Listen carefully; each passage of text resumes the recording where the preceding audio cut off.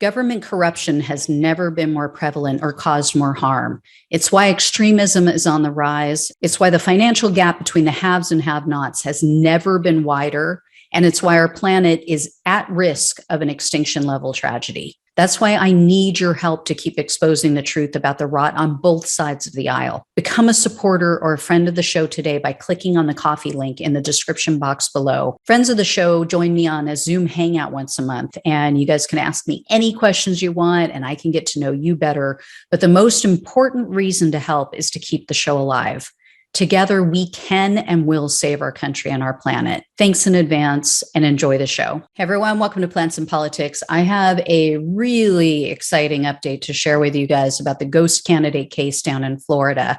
You guys know I've been following this vote siphoning scheme for a while, and up until now, there's only been 2 arrests in this case. Former Republican lawmaker Frank Artiles, as you guys likely remember, he was indicted for paying his friend Alex Rodriguez to run in the 2020 election and to pretend to be a progressive Democrat. As you guys may also recall, Rodriguez was arrested as well. He was also indicted along with Artiles, and he took a cooperation deal and he agreed to testify against Artiles. You also may recall that Rodriguez appeared to be only one of possibly numerous fake candidates. Is what's referred to as a ghost candidate. There was also a woman named Justine Iannotti. I've mentioned her numerous times. Her campaign and background were almost identical to Rodriguez. She wasn't a registered Democrat. However, she switched over shortly before she filed her paperwork to run. She ran as a no party preference candidate, but she positioned herself in advertisements as a progressive anti-establishment Democrat. She also did no campaigning. She didn't take any part in debates. And yet, just as with Rodriguez, there was a dark money group that spent hundreds of thousands of dollars sending out mailers on her behalf. And like Rodriguez, Iannotti was deep in debt. But what made her case unique and frankly really obvious, pretty blatant, was the fact that even before the 2020 election took place, she filed for citizenship in Sweden. So she files to run in the race to represent an area of Florida, and then she files for citizenship in another country.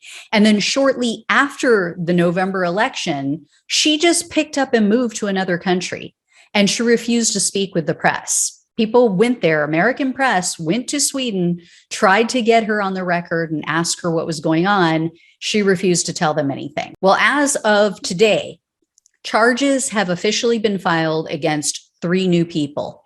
Iannotti, a Republican political consultant named James Fogelsong, who you might remember I've mentioned him before, and then another man, a former mayor of Longwood, Florida, named Benjamin Paris.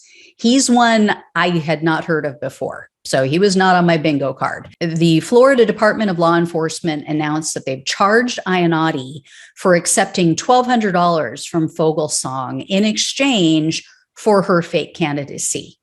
So it's not illegal. As I've mentioned before, it's not illegal to pretend to run in a race and be a fake candidate. It's only illegal if you get paid to do it. And the authorities say that they also, the 2 of them, falsified campaign finance reports to, quote, skirt Florida laws on campaign contributions. And the police say that Iannotti and Fogelsong falsely used the names of other people to make it appear as though she was receiving these donations, possibly rather than a bribe. And Paris, that former mayor that I mentioned, he's accused of contributing to Iannotti's campaign, but he did it under someone else's name. So a couple of important things to mention here. Iannotti and Fogelsong are not yet in custody. They've been given until tomorrow, May 25th, to turn themselves in. And this is in the Seminole County Jail. So yes, same area where Joel Greenberg comes from. And they're being offered pretty low bond amounts, so they're not going to remain in jail while this whole thing shakes out. The other thing I should mention is that this case is a little bit different than Rodriguez. Rodriguez was paid way more money to run as a fake candidate. He received approximately $45,000, whereas, as I mentioned, Iannotti only received $1,200. The other way that this case differs from Rodriguez is that Rodriguez actually did help to elect the Republican in that race. Trump suck up, as I've mentioned before, Ileana Garcia ended up winning that seat where Rodriguez was pretending to be a progressive. So she's illegitimate. She's an illegitimate lawmaker, and she should have resigned already. If she had any ethics or any morals, or she honestly believed in election integrity, as the Republicans keep saying they do, she would resign. Hence, she remains in office. She has no intention of stepping down because they don't mean it. It's all a bunch of BS. They don't actually care about election integrity. When it benefits them, they're all for fraud. She has not been proven, I should say, she has not been proven to be involved in this scheme in any way or to have known about it in advance. At least so far, that's the evidence. But she knows now that she was the beneficiary of it, and she remains in that seat. In regard to the race in which Iannotti tried to siphon votes away from the Democrat, however, she did pull in just under 6,000 votes, but it wasn't enough to swing that race. So that was the race in which Republican Jason Brodeur won, a friend of Matt Gaetz and Joel Greenberg, by the way. I'm just saying.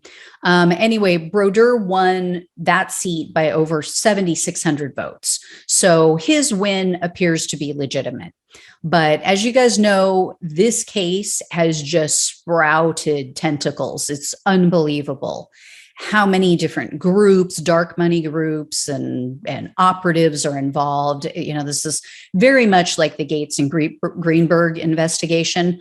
All in Florida, too. All of this fraud, all of these nefarious actors and underhanded deeds, and so much corruption in Florida. Imagine that. So I don't know how long it takes to get from Sweden, but she has till tomorrow. So